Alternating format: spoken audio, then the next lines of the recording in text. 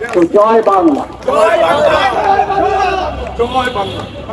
তো আজকে আমরা এখানে সমবেত হয়েছি আসলে কোনো বক্তৃতাবাজি বা কারো বিরুদ্ধে আপনাদের সামনে কারো বিরুদ্ধে বিষাদগার করা এসব কোনো কারণই নেই। তো একজনের বিষয়ে আমাদের আসলে না বলে কোনো উপায় নেই।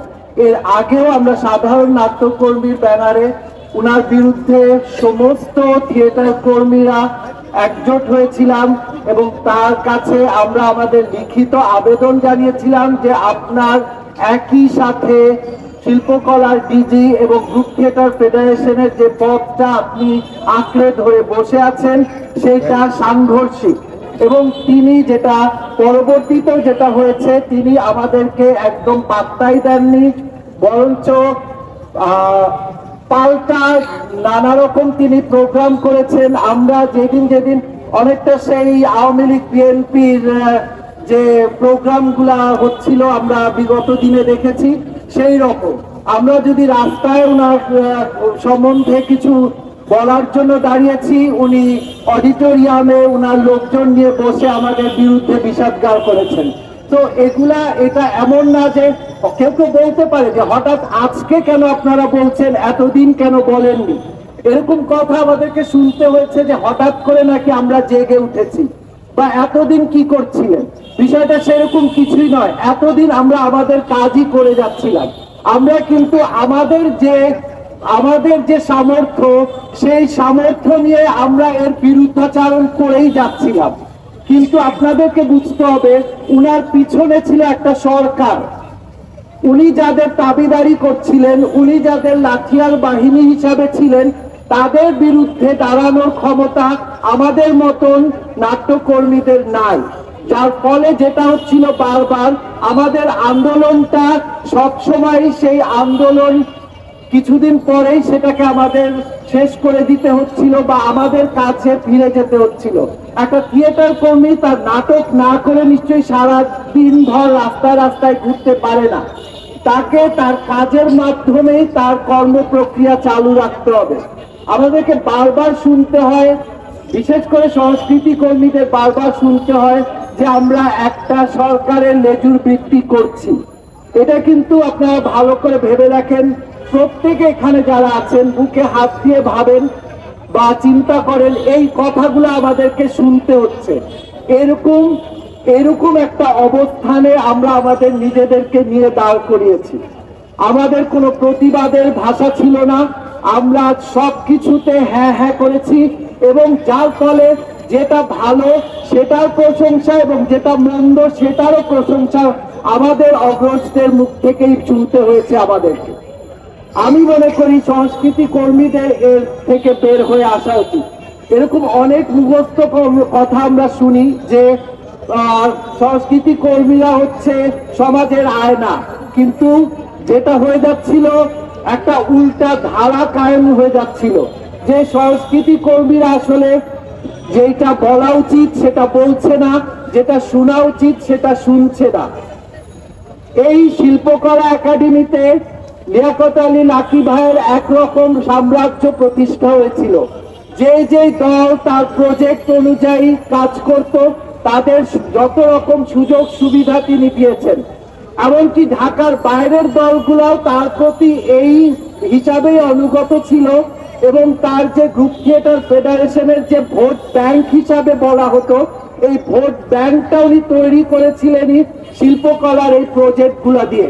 যেই প্রজেক্টগুলো উনি তার নির্ধারিত লোকজনকে দিতেন, তার নির্ধারিত দলগুলাকে দিতেন, শুধু তার ভোট ব্যাংকটাকে সিকিউর করার জন্য। এবং আপনারা দেখবেন এই যে শিল্পকলার 5 নম্বর ফ্লোরে কতগুলো পোস্টার ঝুলানো আছে যে বদ্ধভূমিতে কিছু নাটক তৈরি হয়েছে বা বিভিন্ন ধরনের প্রজেক্ট, সবগুলাই ভাবনা উনার।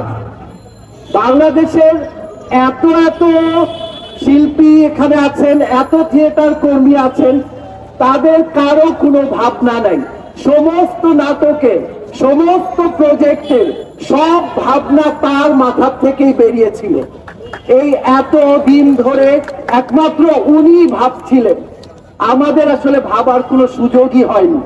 এবং সেই জন্য তাকে কিং অফ আর্ট উপাধিও দেওয়া হয়েছিল। এবং এই যে হাস্যকর ব্যাপারগুলা আমরা যে প্রতি পদে পদে এটার প্রতিবাদ করেছি, কিন্তু যেটা আপনাদেরকে আমি বললাম যে কিছু থিয়েটার কর্মীর বা একদল থিয়েটার কর্মীর এই প্রতিবাদটা উনার অফিস পর্যন্ত আসলে যাওয়াই যায় নাই, কারণ লাঠিয়াল বাহিনী তৈরি ছিল। তো সেই জন্য অবশ্যই উনাকে গ্রেফতার করা উচিত। উনার বিরুদ্ধে যত দুর্নীতির এলিগেশন এসছে সেগুলোর বিচার হওয়া উচিত, তদন্ত হওয়া উচিত। উনাকে যারা সাপোর্ট করেছেন, যাদের শিল্পকলায় চাকরি হয়েছে এইভাবে, সবার বিষয়ে তদন্ত হওয়া উচিত।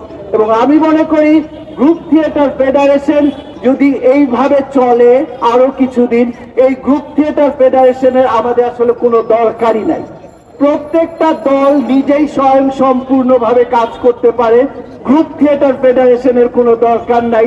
যেই রাজত্ব উনি কায়েম করেছিলেন সেইটা আসলে আমাদের দরকার নেই। এখন এই মুহূর্তে আমাদের ভাবা উচিত গ্রুপ থিয়েটার ফেডারেশন থাকবে নাকি একটা প্ল্যাটফর্ম থাকবে যেখান থেকে আমাদের দাবি দেওয়াগুলো যদি প্রয়োজন হয়, বা অবশ্যই প্রয়োজন হবে, কারণ সবকিছুতে নিশ্চয়ই আমরা পরবর্তী সরকারের সবকিছুতে নিশ্চয়ই আমরা হ্যাঁ হ্যাঁ করব না, এবং সেই কারণে আমাদের একটা প্ল্যাটফর্ম অবশ্যই দরকার হবে যেখান থেকে আমাদের দাবি দেওয়া, আমাদের ইচ্ছা অনিচ্ছা প্রপার জায়গায় পৌঁছাবে। আমি নাট্যকর্মী থিয়েটার কর্মীদের কাছে অনুরোধ করব তারা অবশ্যই এই জিনিসটা ভাববেন, যাতে আমরা একটা প্ল্যাটফর্ম তৈরি করতে পারি যেখান থেকে আমরা বা যেখানে আমরা আমাদের সব কথা সব সমস্যা তুলে ধরতে পারবো। এবং আমি মনে করি আরেকটা যে আমাদের প্রতিষ্ঠান আছে সম্মিলিত সাংস্কৃতিক জোট, সবচেয়ে বড় লেজুরটা আর কি, সেই বড় লেজুরটার বিষয়ে সমস্ত সম্মিলিতভাবে সমস্ত সংস্কৃতি কর্মীদের বসা উচিত এবং সেইটাকে পুনর্গঠন করা উচিত।